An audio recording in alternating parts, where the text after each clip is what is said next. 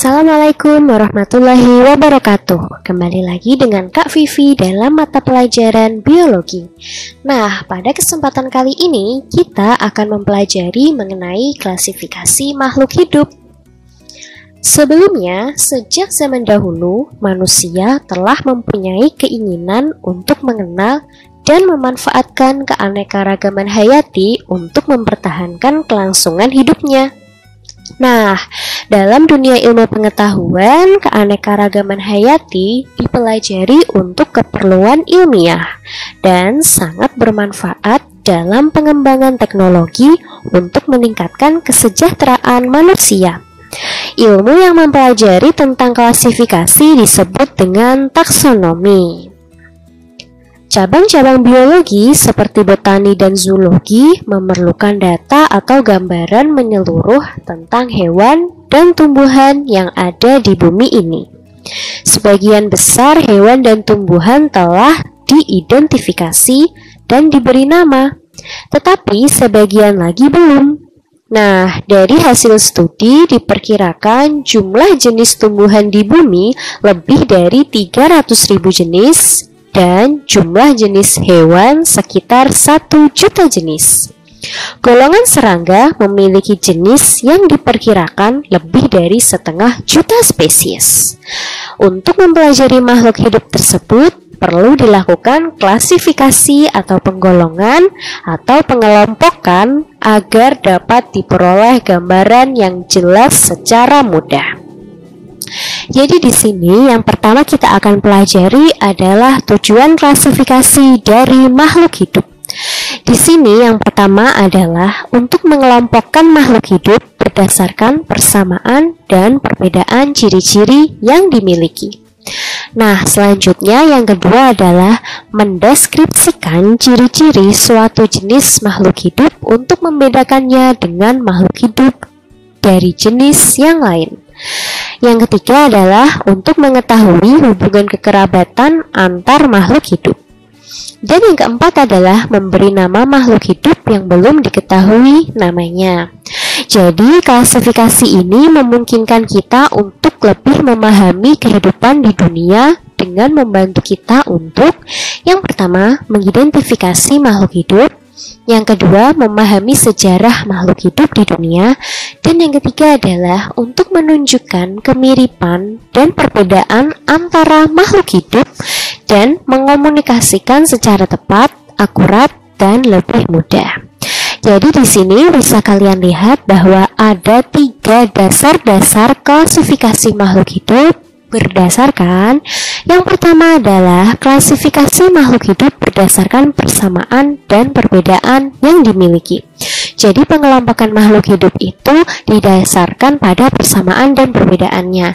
Jika memiliki persamaan yang sama, maka dikelompokkan dalam satu jenis, seperti itu. Nah, yang kedua adalah klasifikasi makhluk hidup berdasarkan ciri bentuk tubuh atau morfologi.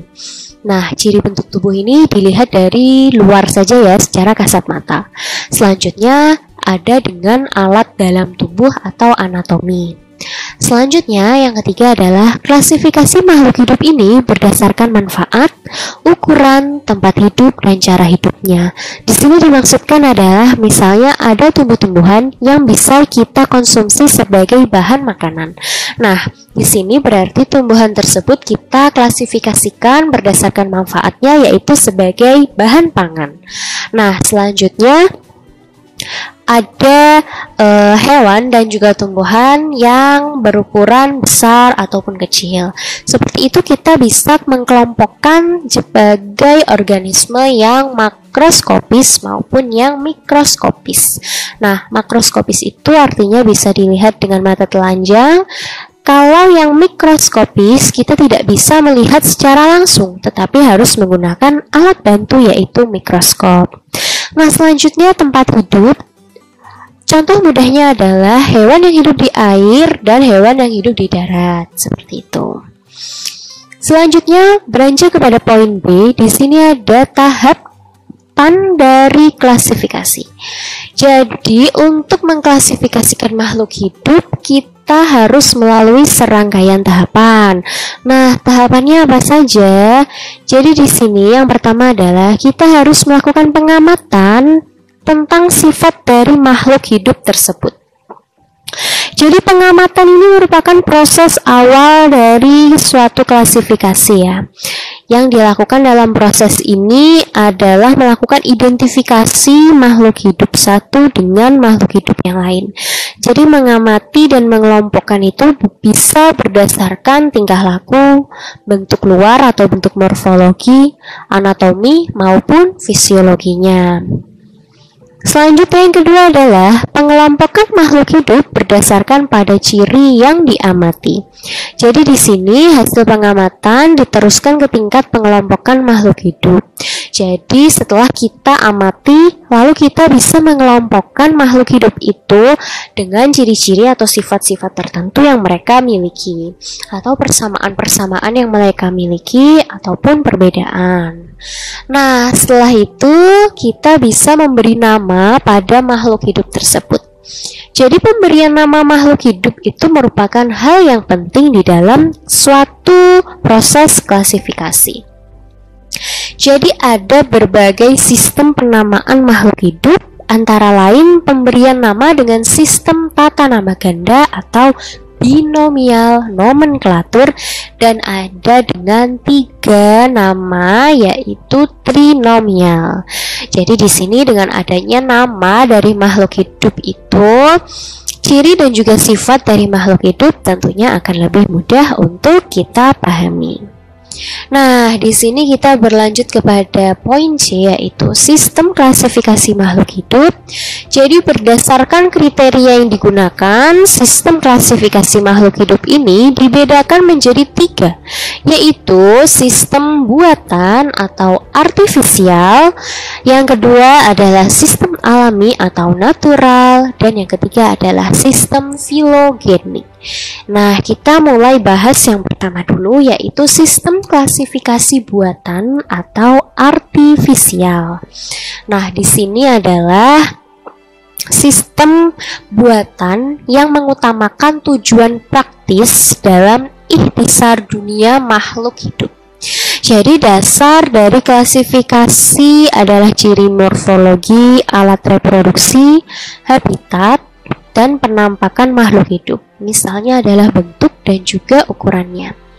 Jadi di sini pada klasifikasi tumbuhan ada pohon, lalu semak, perdu, gulma, dan sebagainya.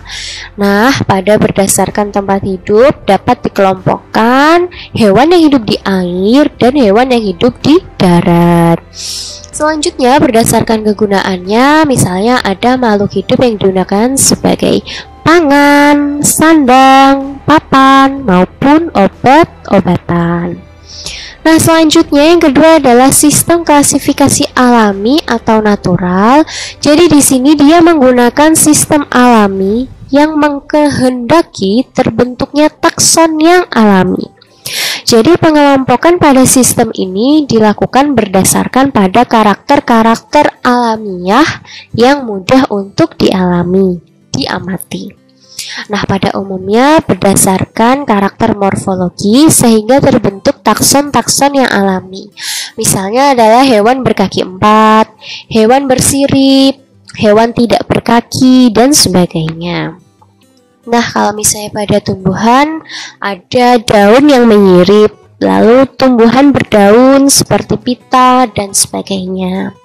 Jadi di sini bisa kalian lihat pada gambar 2.1 ada perkembangan sistem klasifikasi makhluk hidup. Jadi diawali pada tahun 1735 yang dicetuskan oleh Linnaeus. Jadi di sini ada klasifikasi 2 kingdom. Yang pertama adalah Vegetabilia atau plantae atau tumbuhan, yang kedua adalah Animalia. Selanjutnya pada tahun 1866 ada klasifikasi 3 kingdom yang dicetuskan oleh Haeckel. Yang pertama adalah Protista, yang kedua adalah Plantae, yang ketiga adalah Animalia. Selanjutnya pada tahun 1937 ada 2 empire, yaitu yang dicetuskan oleh Chaton. Yang pertama adalah prokariot dan ada eukariot. Pada 1956 ada 4 kingdom yang dicetuskan oleh Copeland. Yang pertama adalah Monera, yang kedua Protista, yang ketiga Plantae, yang keempat adalah Animalia. Selanjutnya ada gagasan dicetuskan oleh Whittaker pada 1969, yaitu 5 kingdom, ada Monera, Protista, Fungi, Plantae, dan Animalia. Nah, di sini semakin berkembang ya. Jadi pada tahun 1977 dicetuskan oleh Wuest et al. Ada 6 kingdom. Yang pertama adalah Eubacteria, yang kedua adalah Archaebacteria, yang ketiga adalah Protista, yang keempat adalah Fungi, yang kelima adalah Plantae, dan yang keenam adalah Animalia. Nah, pada tahun 1990 dicetuskan juga 3 domain dari Wuest et al. Juga. Yang pertama adalah Bacteria, yang kedua adalah Archaea, dan Protista, Fungi, Plantae, Animalia ini dijadikan satu menjadi domain Eukarya. Selanjutnya yang ketiga adalah sistem klasifikasi filogenik. Jadi sistem klasifikasi filogenik itu adalah suatu cara pengelompokan organisme berdasarkan garis evolusinya atau sifat perkembangan genetik organisme sejak sel pertama hingga menjadi bentuk organisme dewasa. Nah, jadi sistem klasifikasi ini sangat dipengaruhi oleh perkembangan teori evolusi ya, yang diperkenalkan oleh Charles Darwin pada tahun 1859. Jadi di sini adalah sistem klasifikasi filogeni itu merupakan sistem klasifikasi yang paling modern yang dipelopori oleh Hutchinson dan Cronquist. Jadi makin dekat hubungan kekerabatannya, maka makin banyak persamaan morfologi dan juga anatomi dari antar takson. Jadi misalnya orang utan itu lebih dekat kekerabatannya dengan monyet dibandingkan dengan manusia. Karena apa? Itu didasarkan pada tes biokimia setelah ilmu pengetahuan berkembang pesat tentunya. Jadi pada terutama ilmu pengetahuan tentang kromosom, DNA, dan susunan protein organismenya, bisa dilihat ternyata orang utan itu kekerabatannya lebih dekat dibandingkan dengan manusia. Jadi dia lebih dekat kepada monyet. Nah, itu tadi adalah sedikit mengenai klasifikasi makhluk hidup. Kita akan berjumpa lagi pada video selanjutnya ya. Terima kasih, dan jangan lupa like video ini dan share kepada teman kalian, dan jangan lupa untuk support terus akun ini dengan cara klik subscribe. Terima kasih. Wassalamualaikum warahmatullahi wabarakatuh.